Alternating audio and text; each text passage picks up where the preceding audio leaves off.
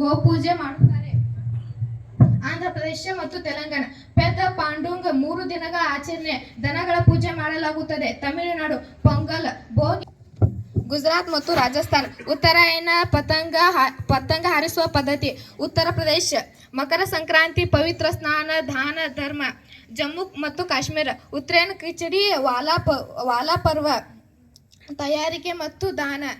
ಪಂಜಾಬ್ ಲೋಹ್ರಿ, ಪಂಜಾಬ್ನಲ್ಲಿ ಮಕರ ಸಂಕ್ರಾಂತಿಗೆ ಮುಂಚಿತವಾಗಿ ಲೋಹರಿಯನ್ನು ಆಚರಿಸಲಾಗುತ್ತದೆ. ದೀಪೋತ್ಸವಗಳನ್ನು ಸಾಂಪ್ರದಾಯಿಕ ಜಪಾನದ ಹಾಡುಗಳು, ಬಾಂಗ್ರಾ ಮತ್ತು ಗಿಡ್ಡದಂತಹ ನೃತ್ಯಗಳೊಂದಿಗೆ ಆಚರಿಸಲಾಗುತ್ತದೆ. ಸುಗ್ಗಿಯ ಕಾಲ ಮುಗಿಯುತ್ತಿದ್ದಂತೆ ಕುಟುಂಬಗಳು ಬೆಂಕಿಯ ಸುತ್ತಲೂ ಒಟ್ಟುಗೂಡುತ್ತಾರೆ ಮತ್ತು ಬೆಂಕಿಯಲ್ಲಿ ಕಡಲೆಕಾಯಿ, ಬೆಲ್ಲ ಮತ್ತು ಎಳ್ಳನ್ನು ಅರ್ಪಿಸುತ್ತಾರೆ. ಗುಜರಾತ್ ಮತ್ತು ಉತ್ತರಾಯಣ. ಗುಜರಾತ್ನಲ್ಲಿ ಮಕರ ಸಂಕ್ರಾಂತಿ ಎಂದರೆ ಉತ್ತರಾಯಣ ಅಂದರೆ 2 ದಿನಗಳು ಗಾಳಿಪಟ ಹಾರಾಟದ ಅದ್ಭುತ ಮೋಜು.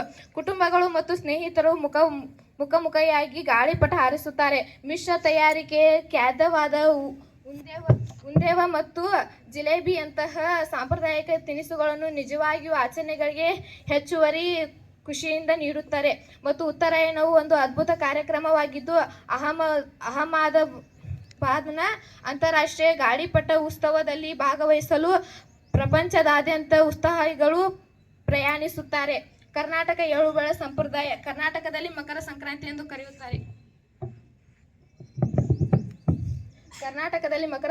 ಎಂದು ಕರೆಯುತ್ತಾರೆ. ತಮಿಳುನಾಡಿನಲ್ಲಿ ಉತ್ತರಾಯಣ ಎಂದು ಕರೆಯುತ್ತಾರೆ. ಗುಜರಾತ್ನಲ್ಲಿ ಮಾಘ್ ಬಿಹು ಎಂದು ಕರೆಯುತ್ತಾರೆ. ಅಸ್ಸಾಂನಲ್ಲಿ ಪೆದ್ ಪಾಂಡುಂಗ್ ಎಂದು ಕರೆಯುತ್ತಾರೆ. ಆಂಧ್ರ ಪ್ರದೇಶದಲ್ಲಿ ಮಕರ ಚೌಲ್ ಎಂದು ಕರೆಯುತ್ತಾರೆ. ಒಡಿಶಾದಲ್ಲಿ ಪೌಷ ಸಂಕ್ರಾಂತಿ ಎಂದು ಕರೆಯುತ್ತಾರೆ. ಪಶ್ಚಿಮ ಬಂಗಾಳದಲ್ಲಿ ಮಕರ ವಿಳುಕ್ ಎಂದು ಕರೆಯುತ್ತಾರೆ. ಕೇರಳದಲ್ಲಿ ಕಿಚಡಿ ಪರ್ವ ಎಂದು ಕರೆಯುತ್ತಾರೆ. ಉತ್ತರ ಪ್ರದೇಶದಲ್ಲಿ ಲೋಹಿರಿ ಎಂದು ಕರೆಯುತ್ತಾರೆ.